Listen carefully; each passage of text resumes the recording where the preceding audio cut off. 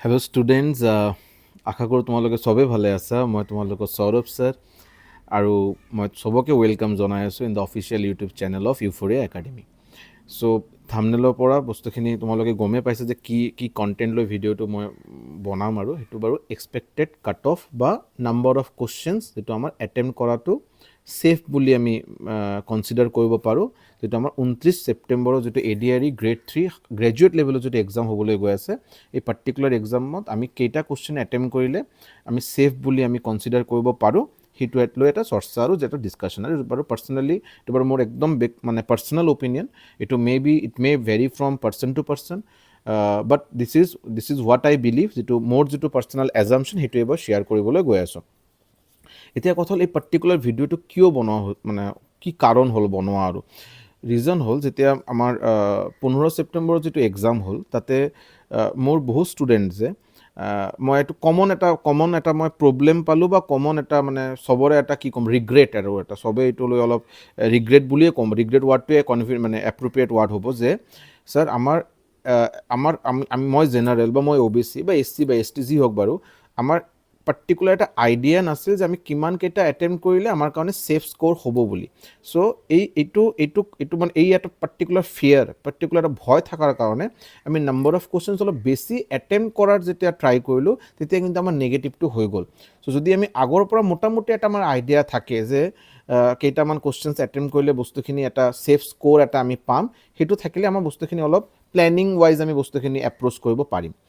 First of all let me make my point very clear যে যেতিয়ালৈকে exam নহয়, যেতিয়ালৈকে কোনে কুৱেশ্যন নাচায়, কুৱেশ্যনৰ লেভেল কি হয়, মানে ইজি, মডাৰেট অৰ ডিফিকাল্ট লেভেল, সেইটো বস্তুখিনি নচোৱালৈকে সেইটো মানে এক্সামেই নহ'ল, মই পটককৈ এটা কাট অফ কৈ দিলোঁ, সেইটো কিন্তু একদম মানে এইটো মানে জাষ্ট এটা এটা কি ক'ম ফ্লুক হ'ব পাৰোঁ আৰু বস্তুখিনি, এইটো মানে কোনো সঁচা বাস্তৱ বস্তু হ'বই নোৱাৰে এইটো।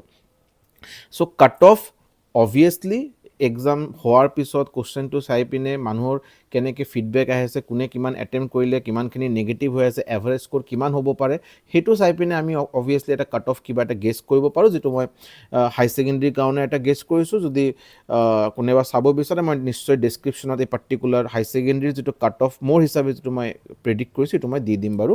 চিমিলাৰলি এই 29 ছেপ্টেম্বৰ এক্সামটো হোৱাৰ পিছতো মোৰ ফালৰ পৰা এটা কাট অফ মই নিশ্চয়কৈ গেছ কৰিম, সেইটো আকৌ শ্বেয়াৰ কৰা হ'ব। বাট এই পাৰ্টিকুলাৰ ভিডিঅ'টো বনোৱাৰ একমাত্ৰ কাৰণ হ'ল যাতে ষ্টুডেণ্টে যাতে তাতে পেনিক নকৰে যে ছাৰ মই এইকেইটা এটেম্প্ট কৰিলোঁ, কিবা আৰু কেইটামান এটেম্প্ট কৰিলে ভাল আছিল নেকি, মই বাকী কুৱেশ্যনকেইটা মই চিয়'ৰ নহয় তথাপিও মই এটেম্প্ট কৰিলোঁ, তাতে কিবা ভুল হোৱাৰ এটা আশা থাকে, আৰু যাতে এই বস্তুখিনি যাতে আকৌ ৰিপিট নহয় আকৌ আমাৰ 29 ছেপ্টেম্বৰ এক্সামত, সেইটোৰ কাৰণে এই পাৰ্টিকুলাৰ ভিডিঅ'টো কিন্তু বনোৱা হৈ আছে আৰু ঠিক আছে। চ' আমি চবেই গম পাওঁ যে আমাৰ যিটো 29 ছেপ্টেম্বৰৰ যিটো এক্সাম হ'বলৈ গৈ আছে, তাতে কিন্তু টোটেল নাম্বাৰ অফ কুৱেশ্যনছ কিমান থাকিব, 150। টোটেল কিমান কুৱেশ্যনছ থাকিব, 150টা কুৱেশ্যনছ থাকিব, হয়নে? অ'কে, তাতে মেথছৰ কুৱেশ্যনছ, কোৱান্টিটিভ এপ্টিচিউডৰ কুৱেশ্যনছ থাকিব কেইটা, 30টা। বহুতে ক'ব ছাৰ আপুনি মেথছ পঢ়া, এইকাৰণে মেথছ দি ষ্টাৰ্ট কৰিলে নহয়, হ'বই পাৰে অলপ বায়াছড আৰু যি হওক। চ' মেথছৰ কুৱেশ্যন থাকিব 30টা, ৰিজনিঙৰ কুৱেশ্যন থাকিব 20টা, জেনেৰেল ইংলিছৰ কুৱেশ্যনছ থাকিব আমাৰ কিমান, 10 কুৱেশ্যন, 10টা কুৱেশ্যন থাকিব। আমাৰ GSৰ আকৌ দুটা পাৰ্ট, জেনেৰেল ষ্টাডিজৰ দুটা পাৰ্ট ইয়াতে কৰা হৈছে, এটা হ'ল জেনেৰেল নলেজ GK বুলি দিয়ে, যিটো 35 কুৱেশ্যনছ, আৰু ছ'চিয়েল ছায়েন্সৰ কাৰণে থাকিব 30 questions, and last but not the least এইটো হ'ল আমাৰ কি কয় ইংলিছ কম্প্ৰিহেনশ্যন এণ্ড লেংগুৱেজ, 25টা কুৱেশ্যন, হয়নে?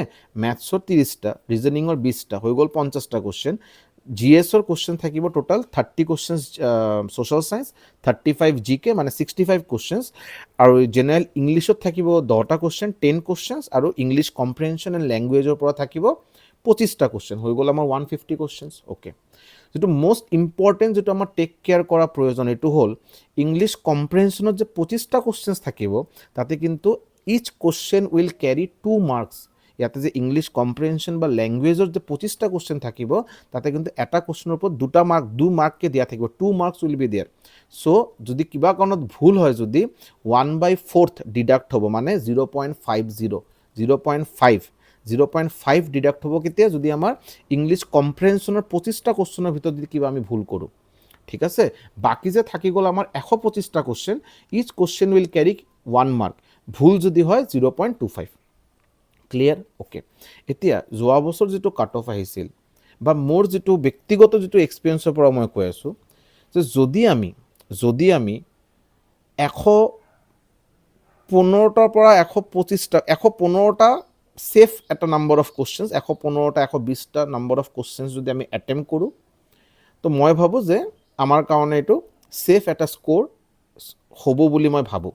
এতিয়া 115 বা 125 কুৱেশ্যনছ যে মই কৈ আছোঁ, ইয়াতে কথা হ'ল যে যদি মই এনেকৈ বস্তুখিনি কৈ আছোঁ যে যদি আমি আউট অফ 125 কুৱেশ্যনছ, ভালকৈ অলপ মোৰ কথাখিনি শুনি লোৱা, টোটাল 125টা কুৱেশ্যন থাকিব, তাতে 1 মাৰ্ককে থাকিব। Each question will carry 1 mark, 125 questions will be there. Okay, আমি যদি আউট অফ 125 কুৱেশ্যনছৰ ভিতৰত মই যদি 100টা কুৱেশ্যন এটেম্প কৰোঁ, 100 কুৱেশ্যনছ विथ फुल एक्यूरेसी, हाँ, मैं नेगेटिव हो जाएगा, ये हो जाएगा, उसको मैं कंसिडर ही नहीं कर रहा हूँ।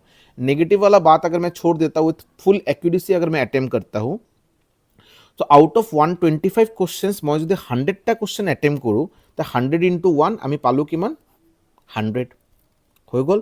Out of remaining 25 questions, total কুৱেশ্যনটো 150, 125টা হৈ গ'ল, থাকি গ'ল কিমান? 25টা কুৱেশ্যন, যিটো each question will carry 2 marks. এটা কুৱেশ্যনত 2 মাৰ্ককে থাকিব বাৰু। এই 25টাৰ ভিতৰত যদি মই কাৰেক্টলি যদি 15টা কুৱেশ্যনো যদি এটেম্প কৰিব পাৰোঁ, তো 15 into 2 কিমান হ'ল আমাৰ?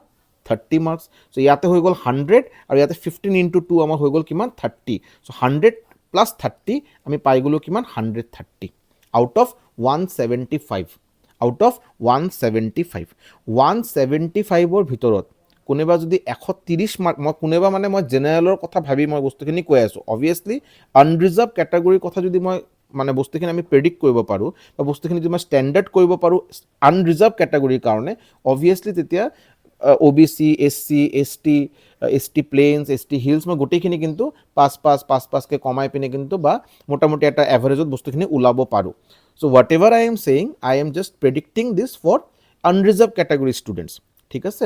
চ' total number of questions that should be attempted মোৰ হিচাপে 115 এৰাউণ্ড, 115টামান কুৱেশ্যন যদি এটেম্প কৰোঁ মই ঠিক বুলি ভাবিম। আউট অফ দিছ 125 কুৱেশ্যন যিটো 1 মাৰ্কৰ কুৱেশ্যন থাকিব, তাতে যদি আমি 100টা কুৱেশ্যন এটেম্প কৰোঁ, আই উইল স্ক'ৰ 100। আৰু ইফালে যদি আমি আমাৰ যে 25টা কুৱেশ্যন থাকিব, 30টা নহয় 25টা যে কুৱেশ্যন থাকিব ইংলিছ কম্প্ৰিহেনশ্যন অল লেংগুৱেজৰ পৰা, তাৰপৰা যদি আমি আউট অফ 25 যদি মই 15টা কুৱেশ্যন যদি ঠিক ঠাককৈ এটেম্প কৰিব পাৰোঁ, আমাৰ কিন্তু স্ক'ৰ কিন্তু 130 আহি আছে বাৰু। And that will B A pretty good score. Obviously আমি গম পাওঁ ইয়াৰ পৰা আকৌ নেক্সট ৰাউণ্ড হ'ব, স্কিল টেষ্ট হ'ব, এণ্ড এভৰিথিং হ'ব। চ' 130 কনচিডাৰিং এভৰিথিং, 130 মাৰ্ক আৰু যিটোৰ কাৰণে মিনিমাম 115 কুৱেশ্যনছ এটেম্প কৰাটো ইম্পৰ্টেণ্ট বুলি মই ভাবোঁ, দেন আই গেছ আনৰিজাৰ্ভ কেটাগৰীৰ কাৰণে এইটো এটা ভাল স্ক'ৰ হ'ব। একৰ্ডিংলি OBC কাৰণে -10, SC কাৰণে মোটামুটি -5 এণ্ড ছামথিং, এনেকৈ কৰি মই কিন্তু বস্তুখিনি ওলাব পাৰিম। এই পাৰ্টিকুলাৰ ভিডিঅ'ত মই কি আমাৰ লাষ্টলৈকে আমাৰ যিহেতু আৰু 2-3 দিনেই বাকী আছে, তো আমাৰ লাষ্টত কি বস্তুখিনি ৰিভিজন কৰা ভাল হ'ব, কোনকেইটা টপিকৰ ওপৰত ইম্পৰ্টেঞ্চ দিয়া ভাল হ'ব, সেইটো লৈ কিন্তু মই এই ভিডিঅ'টো বনোৱা নাই। বস্তুটো অলপ ভিডিঅ'টো বেছি দীঘলীয়া হৈ যাব বাৰু। চ' এইটো অকল মোৰ এক্সপেক্টেড নাম্বাৰ অফ কুৱেশ্যনছ যিটো আমাৰ এটেম্প কৰা ছেফ বুলি মই ভাবোঁ, সেইটো লৈ ডিছকাশ্যন থাকিল। নেক্সট ভিডিঅ' মই বহুত সোনকালে এটা বনাম, তাতে আমি আমাৰ ইম্পৰ্টেণ্ট টপিকছ বা ইম্পৰ্টেণ্ট ষ্ট্ৰেটেজি যিবিলাক আমাৰ কনচিডাৰ কৰা ভাল হ'ব, সেইটো লৈ নিশ্চয়কৈ এটা ভিডিঅ' বনাম। চ' আশা কৰোঁ যদি কিবা মই চবৰ পৰা মই ফিডবেক বিচাৰিম যে তোমালোকে মোৰ ভিডিঅ'কেইটা তোমালোকে কেনে পাই আছা, because after a long gap, মোটামুটি 1.5 বছৰ 2 বছৰমান গেপৰ পিছত মই আকৌ ইউটিউবত নতুনকৈ ভিডিঅ' বনোৱা ষ্টাৰ্ট কৰিলোঁ। চ' আপোনালোকে যদি নিশ্চয়কৈ অনেষ্ট ফিডবেক যদি দিয়ে, ভিডিঅ'কেইটা ভাল লাগি আছে না বেয়া লাগি আছে না কিবা যদি চেঞ্জেছ আপোনালোকে বিচাৰে, মই নিশ্চয়কৈ এইবিলাক কনচিডাৰ কৰিম। আৰু মোৰ কাৰণে as a teacher, as a mentor, as someone who wants to improve oneself, নিশ্চয় মোৰ কাৰণে বহুত ইম্পৰ্টেণ্ট হ'ব। আৰু আশা কৰোঁ আপোনালোকে নিশ্চয়কৈ মোক ফিডবেককেইটা জনাব। যদি ভিডিঅ' ভাল লাগে লাইক কৰিব, শ্বেয়াৰ কৰিব আৰু ছাবস্ক্ৰাইব কৰিব বাৰু। Thank you so' much, thank you so' much.